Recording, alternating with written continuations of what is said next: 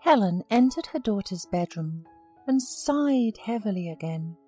It would seem that she had brought up the twins, Laura and Violet, the same way, but they grew up very different, and it was not about different interests or appearance, but in their attitude towards their mother and life. Laura was selfish, cunning, lazy. She studied poorly, quarrelled with everyone all the time, and always demanded something. Violet, on the contrary, was a shy, kind, polite and easygoing girl. She studied well and always helped her mother in everything. Laura did nothing but go out and have fun, putting her responsibilities on the shoulders of her good-natured sister. And now Helen caught the usual picture. Violet was sitting with a workbook and her surroundings were perfectly clean, but in Laura's part of the room there was chaos, and the girl was lying on her bed with headphones on, enthusiastically texting someone on the phone. Helen called out to Laura several times until she finally got away from the phone screen and looked at her mother in displeasure. "Laura, your tutor called and said you haven't shown up for class in a week. Aren't you ashamed? I paid a lot of money for them. How are you going to get into college?"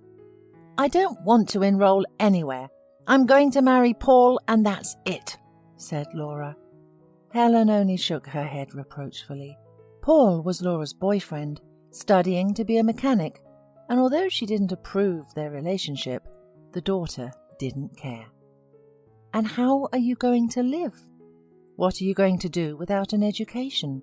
once again asked the mother, but Laura only rudely brushed it aside. Eventually, after a few months, Violet enrolled in a prestigious university, began to receive a scholarship and moved into a dormitory. Helen was very proud of her daughter, but things were different with Laura.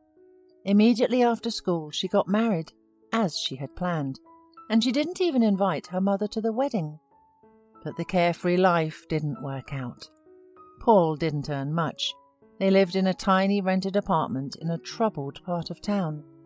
Soon, Paul started talking about exchanging his mother-in-law's apartment. It seemed unfair to him that a woman lived alone in a large apartment and also had a summer house. Paul thought that if Helen sold it all, she would be able to provide everyone with a decent place to live.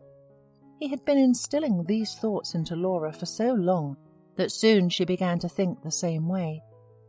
One day she came to visit her mother, and over a cup of tea she said that she had to help them buy their own place. Helen was shocked at such an offer and flatly refused. "Mum, do you really want your grandchildren to live in miserable conditions?" resented Laura.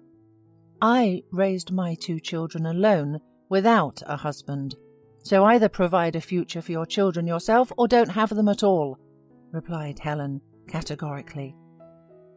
After this talk, Laura left, slamming the door loudly. But later, Helen felt sorry for her daughter and sold the apartment, giving both of her daughters a considerable sum of money from the proceeds. Laura gladly took the money, while Violet was persuaded by her mother for a long time. With the rest of the money, Helen bought herself a small studio on the outskirts of the city and lived there peacefully until Laura showed up on her doorstep again. This time her daughter was very gentle and even brought cookies for tea. The reason for this behaviour was revealed very soon. "Mum, we need your help. We wanted to take out a mortgage, but they won't give it to us because I work as a salesperson and Paul was fired. He was unfairly accused of theft, and he couldn't prove that he was framed." "And how can I help you?" asked Helen suspiciously. "You must become our guarantor on the security of your apartment." Helen reminded her daughter that she had given her enough money. She gave the example of Violet, who had long ago taken out a mortgage, had studied and worked, and was somehow coping. But Laura had an answer for everything. "Violet has no personal life at all. You know Paul and I spent part of your gift on vacations, and we got a car. Of course there was still money left over for the first mortgage payment, but still without you it will not work. Please, Mom." Helen sighed, but no matter how much she felt pity for her daughter, she replied that she could do nothing more to help. "Well, then forget about me and don't ever show up in my life, okay?" shouted her daughter and rushed out of the apartment. Laura never spoke to her mother again since then. 15 years passed. Her daughter Violet and her family became the biggest joy in her life. After graduation, Violet got a job at a large advertising company, married a remarkable man, Thomas, and they had 2 sons. Violet and Thomas sold their apartments and bought a house in the suburbs of the capital. They often invited Helen to visit them. The grandchildren also often visited their grandmother. Helen's birthday was soon approaching, and she planned to celebrate it with her family. But the day before the celebration, Violet called and said that they couldn't come because of the busy work schedule. Helen was very upset because the last thing she wanted was to spend this day alone. She looked around the room and came across a baby picture of her daughters. The woman thought about Laura again. At first, after the quarrel, Helen wanted to reconcile with her, but she dropped her calls, and now Helen knew about her life only by pieces of information from mutual acquaintances. On the eve of her birthday, Helen dreamed that she was young again, and that both of her young daughters were with her. Waking up, she was determined to make one more attempt at reconciliation. The woman decided to invite Laura to her birthday in person. With difficulty, she climbed to the 5th floor of an old apartment building. She took a breath and pressed the doorbell. The door was opened by Paul. He looked shabby and sleepy, and Helen thought sadly that most likely he had never found a job. She said hello and asked to call her daughter. Paul gloomily looked at his mother-in-law from head to toe, answered that his wife was at work. "It's my birthday today," sighed the woman, "so I thought maybe you could come over tonight." "I'll tell Laura that you stopped by, but I don't think she'll agree to go to you," replied Paul, lazily scratching his side and not even inviting his mother-in-law inside. "What time is she coming in from work? Can I wait for her? I'd like to talk to my daughter myself," asked Helen hopefully. "Laura will be late, and it's time for me to go too.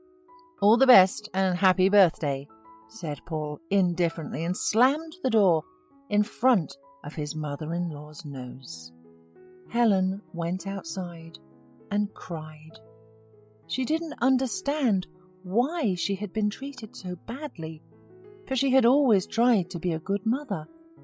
She cried all the way home, and when she came home, her mood was not festive at all.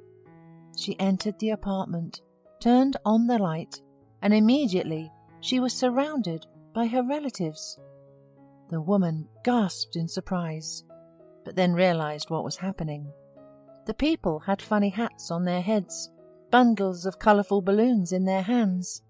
Violet was holding a bouquet of her mother's favourite flowers, pink peonies, and Thomas was holding a big, beautiful cake with burning candles. "Surprise!" shouted all of them amicably. "Happy birthday!" The grandchildren squealed with delight and rushed to hug their grandmother, and Helen cried again, but this time from happiness. She joyfully kissed her grandchildren, hugged her daughter and son-in-law, and they all sat down together at the holiday table, already set by her daughter. Thomas and Violet presented Helen with the long-awaited present of a coffee machine and a voucher to a sanatorium on the seashore. The evening passed remarkably well, but Helen's soul was still heavy. Feeling the love and care with which Violet looked at her, Helen could not stand it and told in details about her visit to Laura. "Mom, don't blame yourself. You did everything you could for Laura and more. I remember how you saved and denied yourself everything so that we could have everything we needed. And if Laura doesn't appreciate it, that's her choice. But you are the best mother ever." Helen looked into her daughter's eyes, and her heart squeezed.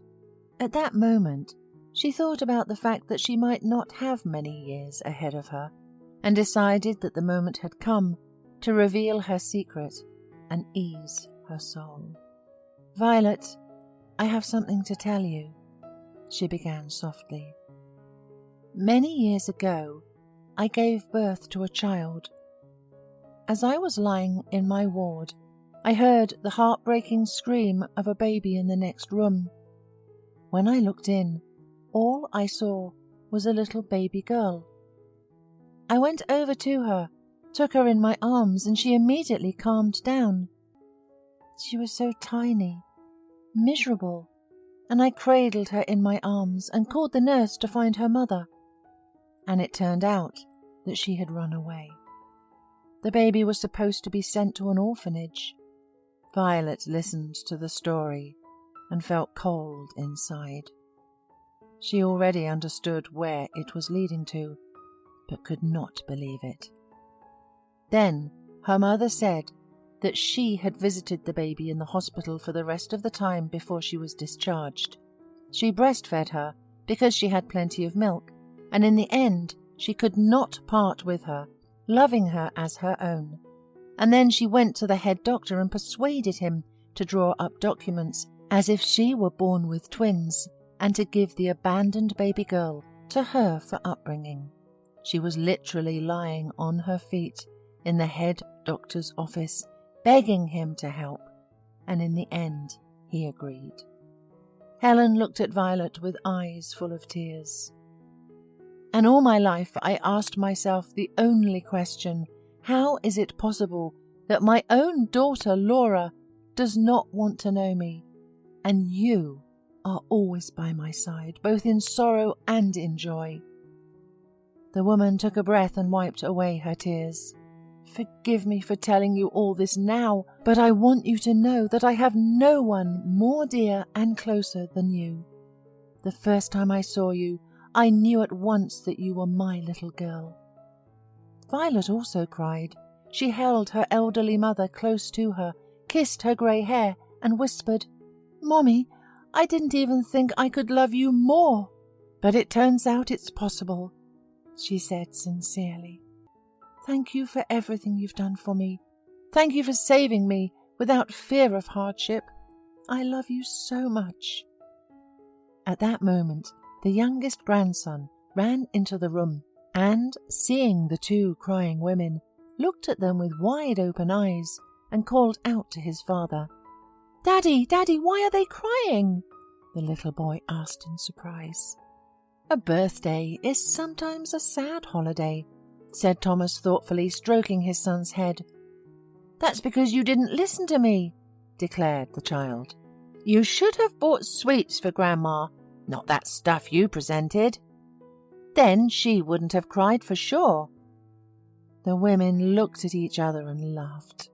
Through her tears, Helen looked at her family and decided that now she would cry only for happiness and to appreciate those around